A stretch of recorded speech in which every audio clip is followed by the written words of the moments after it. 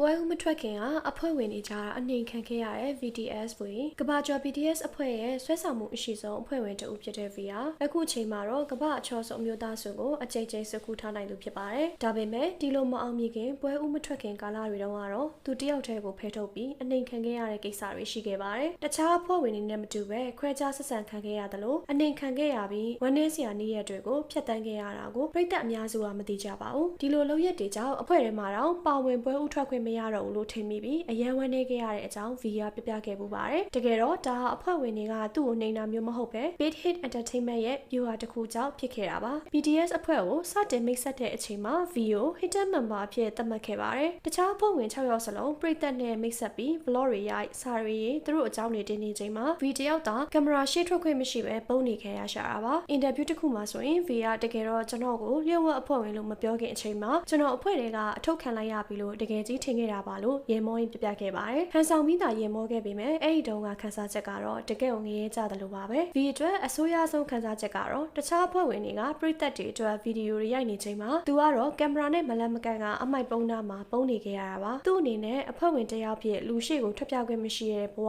ဘလောက်တောင်အထီးကျန်ပြီးဝမ်းနေစရာကောင်းနေမလဲနော်။တခါတလေအဖွဲ့ဝင်တွေရဲ့ vlog တွေမှာသူ့ရဲ့ကြောပြင်လေးဒါမှမဟုတ်လက်ချောင်းလေးတွေမတော်တဆပါသွားရင်တော့ပြည်သက်တွေကဒါဘာတူလဲဆိုပြီးစိတ်ဝင်တစားမိကြတာကိုကြည့်ပြီးသူတယောက်တည်းကြိတ်ဝမ်းနေခဲ့ရပါတယ်။သူ့မှာပြည်သက်ကိုပြပြချင်တဲ့စကားတွေအများကြီးရှိပေမဲ့ဒီဘက်မတိုင်ခင်ဆက်ရဲ့အလိုတီ BTS Hidden Member အဖြစ်သူ့ရဲ့တည်ရှိမှုကိုကဘာမသိခဲ့ရပါဘူး။ V ရဲ့ဒီလိုမျိုးတိခတ်နိုင်စွမ်းကတော့သူ့ရဲ့ရိုးရှင်တဲ့နောက်ခံဘဝကနေလာတာပါ။သူကနေမြို့ကလေးကဆင်းရဲတဲ့လယ်သမားမိသားစုကနေဆင်းသက်လာသူဖြစ်ပြီးမိဘတွေအလုံးရှုံနေချိန်မှာအဖွားဖြစ်သူက14နှစ်ကြာပြုစုပြောထောင်ခဲ့ရတာပါ။အမှုပညာရှင်မဖြစ်ခဲ့ရင်ကျွန်တော်လည်းလယ်သမားပဲလုပ်နေမှာပါလို့အမြဲပြောလို့ရှိရဲ့ V ကတငယ်ချင်းကို audition လိုက်ပို့ရင်ကနေမထင်မှတ်ပဲအရွေးခံခဲ့ရတာဖြစ်ပါတယ်။ထူးခြားတာကသူလိုက်ပို့ပေးတဲ့တငယ်ချင်းကကြာရှုံးခဲ့ပေမဲ့ V ကိုတော့ Big Hit ကမျက်စိကျသွားခဲ့တာပါ။ဒါပေမဲ့လည်းလျှို့ဝှက်အဖွဲ့ဝင်အဖြစ်အချိန်ကြာကြီးစောင့်ဆိုင်ခဲ့ရပြီးအနေခံရတယ်လို့ခန်းစားခဲ့ရတဲ့နေ့ရက်တွေကို V ကအန်ချိတ်ကြော်ဖြတ်ခဲ့ရပါတယ်။အခုဆိုရင်တော့ Big Hit CEO ရဲ့ view ဟာမှန်ကန်ခဲ့တယ်လို့ဆိုရမှာပါ။ V နောက်ဆုံးမှချပြလိုက်တဲ့အခါသူ့ရဲ့ထူးခြားတဲ့အတန်ပါရမီနဲ့နှစ်သားတစ်ပါးလိုရုပ်ရည်ကြောင့်တကဘာလုံးအောင်အံ့အားသင့်သွားခဲ့ရပါတယ်။အရင်က